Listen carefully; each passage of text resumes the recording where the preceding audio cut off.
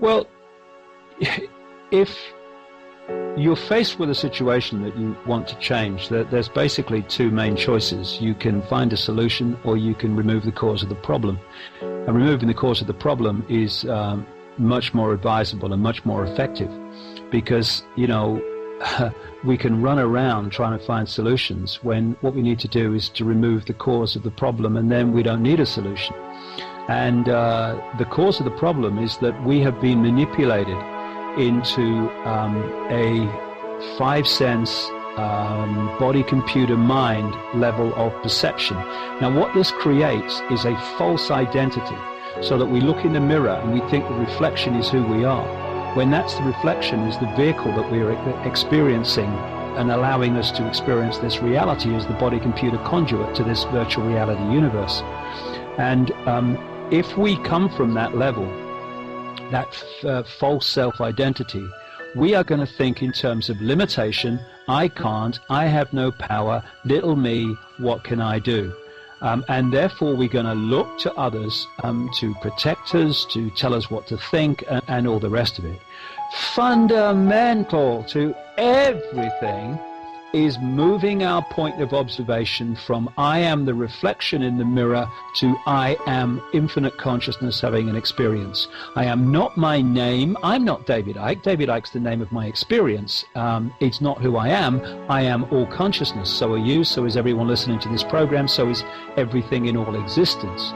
So once you move that point of observation, your life starts to change. You stop thinking in terms of I can't, you stop thinking in terms of limitation, and you stop thinking in terms of fear, because consciousness and awareness of itself has nothing to fear. And one of the things I say to people is, when you're in a situation, ask yourself, what would consciousness do? And would consciousness riot because of something it doesn't like? No. Would consciousness fight a war? No. Would consciousness fear authority and therefore keep its head down and its mouth shut? No. And if once you come from consciousness, that's your level of self. That fundamentally changes everything. And then we need to look at taking control of the body computer, with nothing wrong with it. It's a conduit to allow us to experience this reality. Without it, we wouldn't be doing that. What's happened, instead of the body-computer mind serving consciousness, it's become the governor of our perception. And for genetically manipulated and other manipulated reasons, that's exactly what it was, the position we were supposed to be in. We are manipulated through overwhelmingly the reptilian brain. So another way that we can remove the cause of the problem is to look at the traits that we get from the reptilian brain. Cold-blooded behavior, having no empathy with the consequences of our actions for other people. So let's reverse that. Let's remove the cause of the problem. So when we start to observe our behavior, when we start to fall into this lack of empathy, and instead of saying, when we're faced with choices or situations, what's the right thing to do for me, say, what is the right thing to do here? What is the fair and just thing to do in this situation? By doing that, you are disconnecting yourself from the cold-blooded me level of the reptilian brain's awareness. You are logging off that particular program. The reptilian brain perceives reality through might is right, through acquisition, through more and more. We can reverse that level of reaction response and log off from the influence of the reptilian brain on our behavior. And crucially, in all this, we can stop reacting emotionally through, quote, as scientists say about the reptilian brain and what we get from it, we can stop reacting from primitive emotional responses.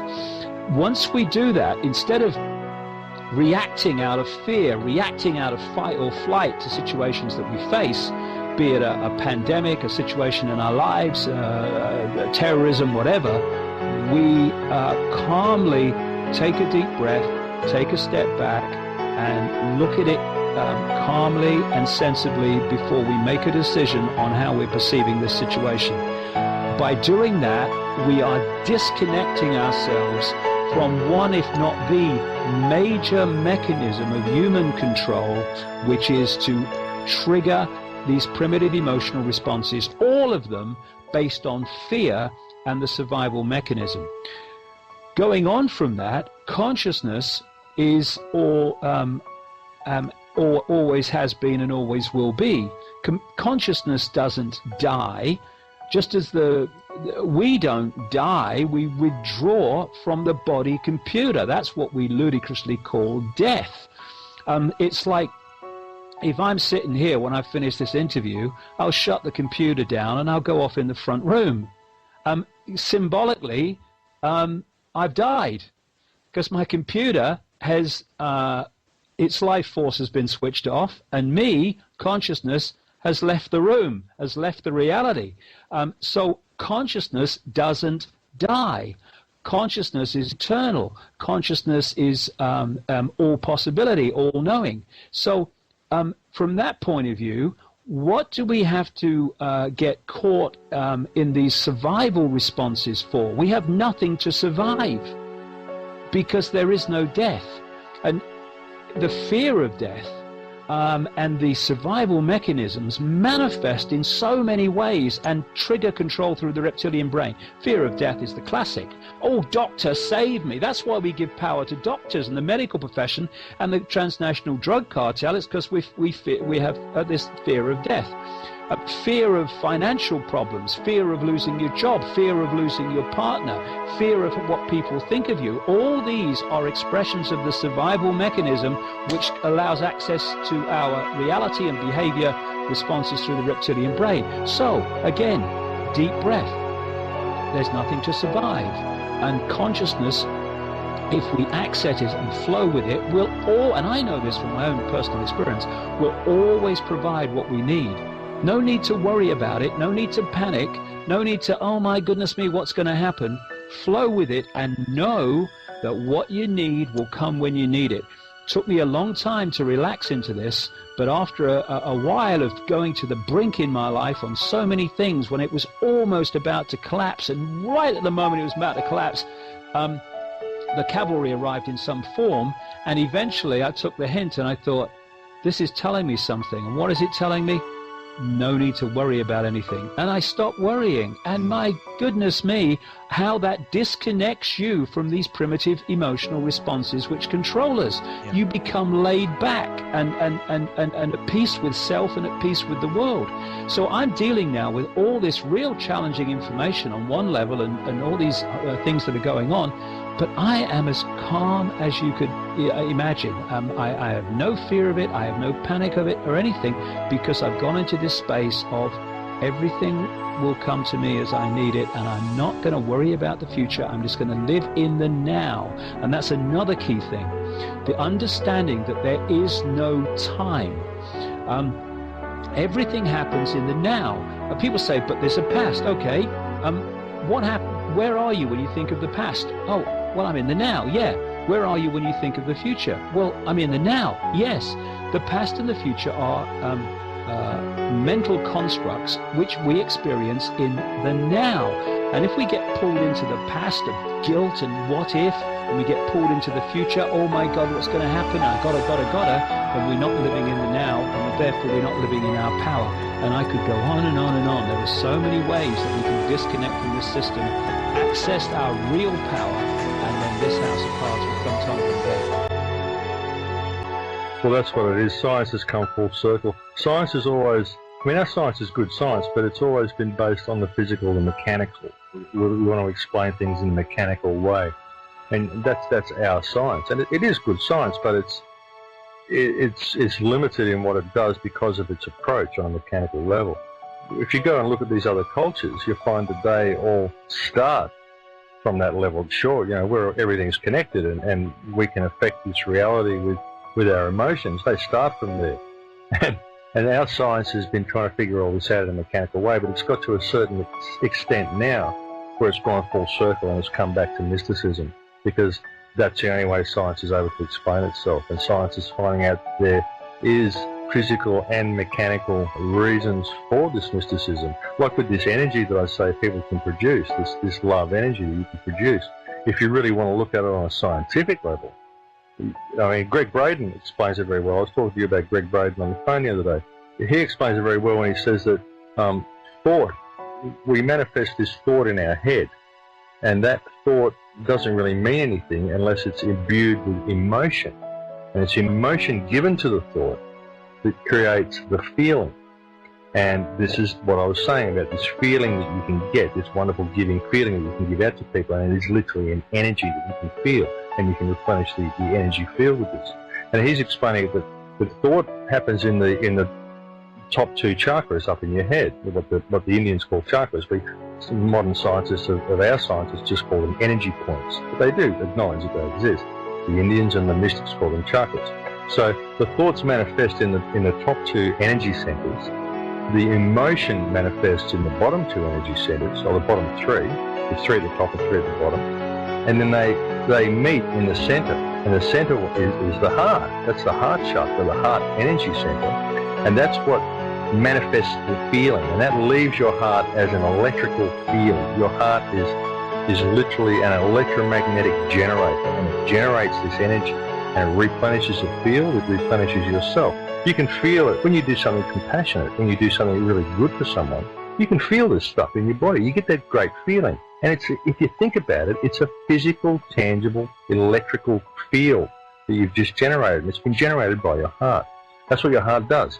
And that's where the feeling comes from. That's where the emotion comes from. If you can realize that if you imbue a thought with emotion, it becomes this heart frequency that you give out. And that's how it works. That's how you generate this electrical field, this energy field that I keep talking about to give to other people. That's how you do it.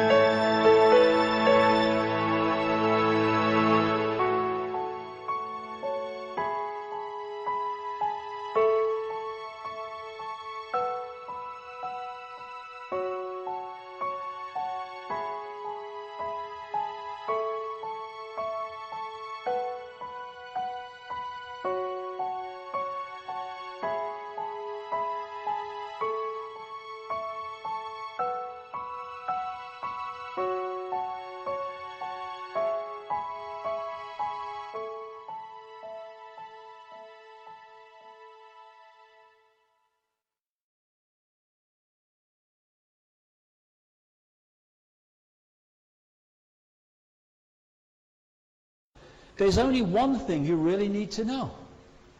Infinite love is the only truth. Everything else is illusion.